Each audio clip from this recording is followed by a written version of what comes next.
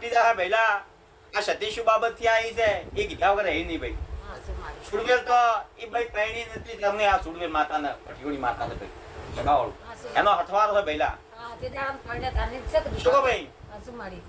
પછી તમારી કાલકા કહેવા દેશે તમારી સતી કહેવા દેશે તો હું ઝાપડી માતાનો ઠકોણ આવી ન કહે હાલશો ને ત્યારે તો ભાઈ દેવનો હગો મોણો હગો આજ માતા કહી દે કે ઝાપડી માતા કોમની સાથે ધણીની છે